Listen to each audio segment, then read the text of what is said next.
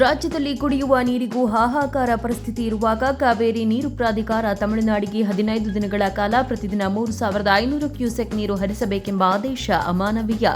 ಸರ್ಕಾರ ಯಾವುದೇ ಕಾರಣಕ್ಕೂ ನೀರು ಬಿಡಬಾರದು ಎಂದು ಒತ್ತಾಯಿಸಿ ವಿಜಯಸೇನೆ ಜಿಲ್ಲಾ ಕಾರ್ಯಕರ್ತರು ಜಿಲ್ಲಾಧಿಕಾರಿಗಳ ಕಚೇರಿ ಎದುರು ಪ್ರತಿಭಟನೆ ನಡೆಸಿದರು. ವಿಜಯಸೇನೆಯ ಆಟೋ ಘಟಕ ಕಾರ್ಯಕರ್ತರು ಆಟೋಗಳನ್ನು ಪ್ರತಿಭಟನೆಗೆ ತಂದಿದ್ದರು. ಈ ವೇಳೆ ಮಾತನಾಡಿದ ಸಂಘಟನೆಯ ಜಿಲ್ಲಾಧ್ಯಕ್ಷ ಕೆ ಗಂಗಾಧರ್, ಈಗಾಗಲೇ ರಾಜ್ಯದಲ್ಲಿ ಬರ ತಾಂಡವವಾಡ್ತಿದೆ. ಈ ನಡುವೆ ಕೆಆರ್ಎಸ್ನಲ್ಲಿ 33% ಮಾತ್ರ ನೀರಿದೆ. ಹೀಗಿರುವಾಗ ತಮಿಳುನಾಡಿಗೆ ನೀರು ಹರಿಸಬೇಕೆಂದು ಹೇಳಿರುವುದು ಸರಿಯಲ್ಲ ಎಂದು ಆಕ್ರೋಶ ಹೊರಹಾಕಿದರು. ರಾಜ್ಯದಲ್ಲಿ ತೀವ್ರ ಬರ ಪರಿಸ್ಥಿತಿ ಹಿನ್ನೆಲೆಯಲ್ಲಿ ಬಿಜೆಪಿ ರಾಜ್ಯಾಧ್ಯಕ್ಷ ಬಿವೈ ವಿಜಯೇಂದ್ರ ಅವರು ಮಂಗಳವಾರ ತುಮಕೂರು ಜಿಲ್ಲೆಯ ವಿವಿಧ ಭಾಗಗಳಲ್ಲಿ ಬರ ಅಧ್ಯಯನ ಪ್ರವಾಸ ಕೈಗೊಳ್ಳಲಿದ್ದಾರೆ ಎಂದು ಶಾಸಕ ಬಿ ಸುರೇಶ್ ಗೌಡ ತಿಳಿಸಿದ್ದಾರೆ. ನಗರದಲ್ಲಿ ಸೋಮವಾರ ಸುದ್ದಿಗೋಷ್ಠಿಯಲ್ಲಿ ಮಾತನಾಡಿದ ಅವರು, ಜಿಲ್ಲೆಯ ಬರಪೀಡಿತ ಪ್ರದೇಶಗಳಿಗೆ ಭೇಟಿ ನೀಡಿ ರೈತರ ಸಮಸ್ಯೆಗಳು ಹಾಗೂ ಬೆಳೆ ಹಾನಿಯನ್ನ ಪರಿಶೀಲಿಸಲಿದ್ದಾರೆ ಎಂದು ಹೇಳಿದರು.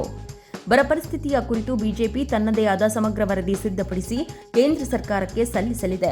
ರೈತರಿಗೆ ಅಗತ್ಯ ಪರಿಹಾರ ದೊರಕಿಸಲು ಕೇಂದ್ರದಿಂದ ನೆರವು ಬಿಡುಗಡೆಯಾಗುವಂತೆ ಬಿಜೆಪಿ ಕೂಡ ಸಹಕಾರ ನೀಡಲಿದೆ ಎಂದು ತಿಳಿಸಿದರು.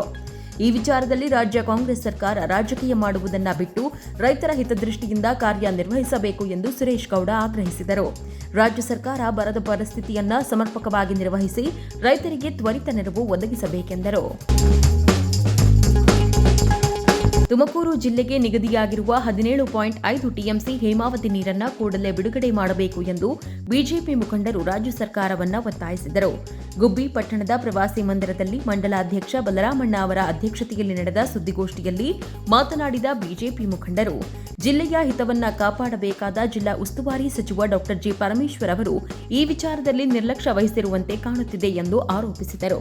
ಹಾಸನ ಮತ್ತು ತುಮಕೂರು ಜಿಲ್ಲಾಧಿಕಾರಿಗಳ ನೇತೃತ್ವದಲ್ಲಿ ಹೇಮಾವತಿ ನೀರು ಬಿಡುಗಡೆ ಕುರಿತು ಸಲಹಾ ಸಮಿತಿ ಸಭೆ ನಡೆಸಿ ತ್ವರಿತವಾಗಿ ನಿರ್ಧಾರ ಕೈಗೊಳ್ಳಬೇಕಾಗಿದ್ದರೂ ಅನಗತ್ಯ ಕಾಲಹರಣ ಮಾಡಲಾಗುತ್ತಿದೆ ಎಂದು ಬಿಜೆಪಿ ಮುಖಂಡ ಎಸ್ಡಿ ದಿಲೀಪ್ ಆಕ್ಷೇಪಿಸಿದರು.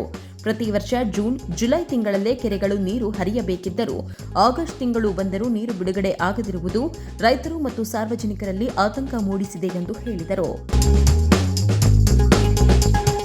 ಚಿಕ್ಕನಾಯಕನಹಳ್ಳಿ ತಾಲೂಕಿನಲ್ಲಿ ಹೇಮಾವತಿ ನಾಲೆ ಕಾಮಗಾರಿಯನ್ನ ಶೀಘ್ರ ಪೂರ್ಣಗೊಳಿಸಿ 26 ಕೆರೆಗಳಿಗೆ ನೀರು ಹರಿಸಬೇಕು ಎಂದು ಆಗ್ರಹಿಸಿ ರೈತರು ನಡೆಸುತ್ತಿರುವ ಅನಿರ್ದಿಷ್ಟಾವಧಿ ಧರಣಿ ಮುಂದುವರೆದಿದೆ.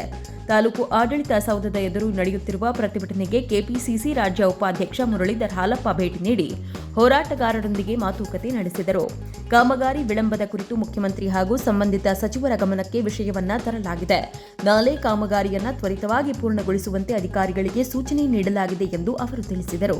ಮಾಜಿ ಶಾಸಕ ಕೆಎಸ್ ಕಿರಣ್ ಕುಮಾರ್ ಕೂಡ ಪ್ರತಿಭಟನಾ ಸ್ಥಳಕ್ಕೆ ಭೇಟಿ ನೀಡಿ ರೈತರ ಬೇಡಿಕೆಗಳನ್ನು ಸರ್ಕಾರದ ಗಮನಕ್ಕೆ ತಂದು ಶೀಘ್ರ ಪರಿಹಾರ ಕಲ್ಪಿಸಲು ಪ್ರಯತ್ನಿಸುವುದಾಗಿ ಭರವಸೆ ನೀಡಿದರು. ಇದೇ ವೇಳೆ ಉಪವಿಭಾಗಾಧಿಕಾರಿ ಸಪ್ತಶ್ರೀ, ತಹಶೀಲ್ದಾರ್ ಮಮತಾ ಹಾಗೂ ಇಂಜಿನಿಯರ್ ಪ್ರಭಾಕರ್ ಕಾಮಗಾರಿ ಪರಿಶೀಲನೆ ನಡೆಸಿದ ವರದಿಯನ್ನ ಹೋರಾಟಗಾರರ ಮುಂದೆ ಮಂಡಿಸಲು ಮುಂದಾದರು.